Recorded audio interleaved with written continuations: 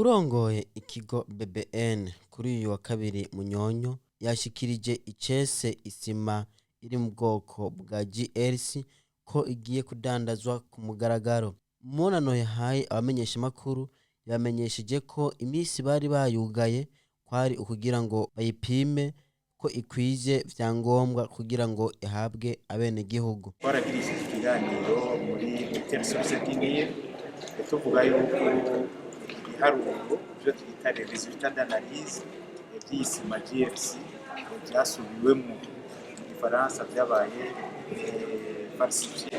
Turayihagarika hama tumaze kuyihagarika haciyemo indwi imwe mu kuvuga itariki 25 z'ukwezi kw'icenda uyu mwaka isima mubona ngaho ikirashika marutse ko ari amatona 600 maze gushika ngaha twarashitse ngaha kugira ngo tuyihagarike ntisohoke tudasuzumye neza yuko koko iyi sima nk'uko yari yabaye imbere igikwije ibyangombwa.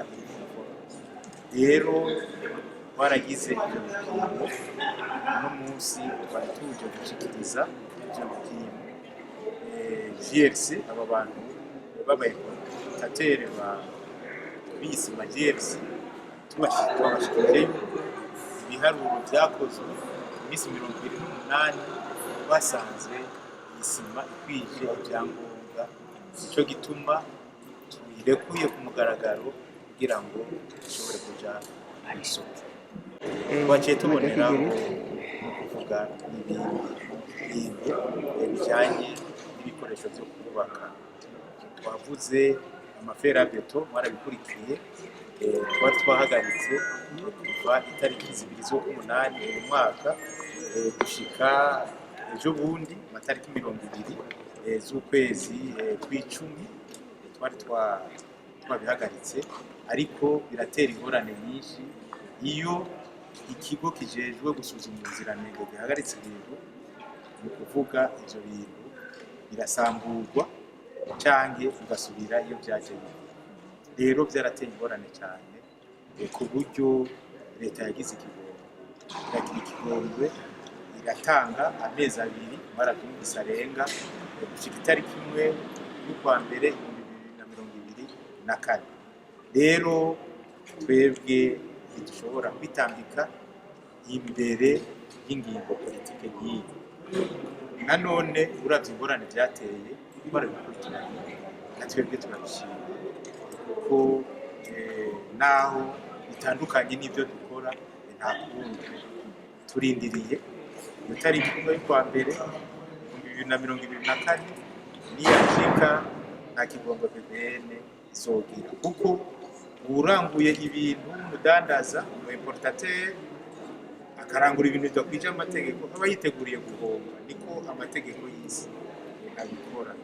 Ico dukora niki turamaze kukivuga muri BBN, amaferabeto azokwinjira muri uyu mwanya leta yatanze, tuguma tutorako amayishantiyo kugira ngo tugire ibiharuro by'amezi tuti hari amatone angana kuyinjiye akwije ibyangombwa, hari amatone angana kuyinjiye adakwije ibyangombwa. Uko niko turiko turabikora kugira turabe ingene bigenda. Iyi sima turekuye siyo yonyene idandazwa ngaho iwacu, hari isima Buseko, hariho Dangote, hariho Simba n'izindi. Izo zose tutegerezwa kuguma tuzikontorora ku neza ya bene gihugu, gukingira bene gihugu, kubaka amazu akomeye akwije ibyangombwa ashobore kugira. Si ivyo vyonyene, n'ibindi vyo kubaka insinga z'amatara, amatibe, turamaze kumva yuko byinshi bitameze neza, navyo nyene tuzobikontorora. Tuboneyeho kandi ni kuvuga ibindi bikorwa byo kugenzura ubuziranenge twatanguye, mugabo abantu baguma batubwira yuko bitaja mu ngiro. Murazi yuko twagiye tuvuga cyane kuri ibi bitekezo bitekera rimwe bwaho iwacu bigatekera kenshi. Waravuze aba bantu bagunga abantu kudandaza amakara, abagira move chargement y'amakara, abavumeza rengarenga n'amazi mabi n'ibindi. Izo ngingo duheruka mu kumunani itariki 23 duheruka kugirisha guhimiriza abakozi bakuru bajeje intwaro, aho harimo abashingamateka, ababuramatari n'abafasha babo, abasitanteri mu gihugu cyose, twabashyira ku matsi kugira ngo tubasigurire, kuko BBN yonyene izi ngingo nishobora kuzikora, n'igikorwa cega zina Burundi wese kuva ku muto gushika. Yanabamenyesheje kandi ko abenshi muri bo baregana kubera ko babona isima yabo itariko irasohoka. Fabri Metal baradufasha cyane, baradufasha kuko ibi bintu byinshi tumenya yuko bidakwije ibyangombwa nibo babitubwiye, kandi babitubwiye turabishima. Ariko babitubwira kubera iki? Kubera babishira muri sanse ya concurrence déloyale. Tufatire bari abantu bariko barazana ibintu bidakwije, twe turiko turakora ibikwije, turahomba. Uravyumva kagatima akabantu badandaza bibona bonyene batabona intérêt général. Umudandaza w'iyo sima arashima cyane ko mu bikorwa byabo bakoze basanze isima yabo ikomeye, bakaba banayemereye mbere ko idandazwa ku mugaragaro. Yemejwe akazi kamisi yose k'amasosiyete Musumba Cement na Nepacom. Izo sosiyete nizo zuzana isima ya GLC Kabimba ngaha mu Burundi. Kuri tubyakiranye umunezero mwinshi cyane kubera kumara ukwezi kurenga waraguze isima hanze ukashikana ngaha mu Burundi, tukaizo ngorane ingingo zigafatwa.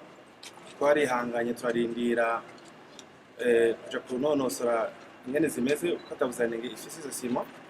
Twadushimiye cyane ngo bafashwe basanze n'Uburundi sima riza cyane atakibazo ufise kandi udashaka kwidandaza.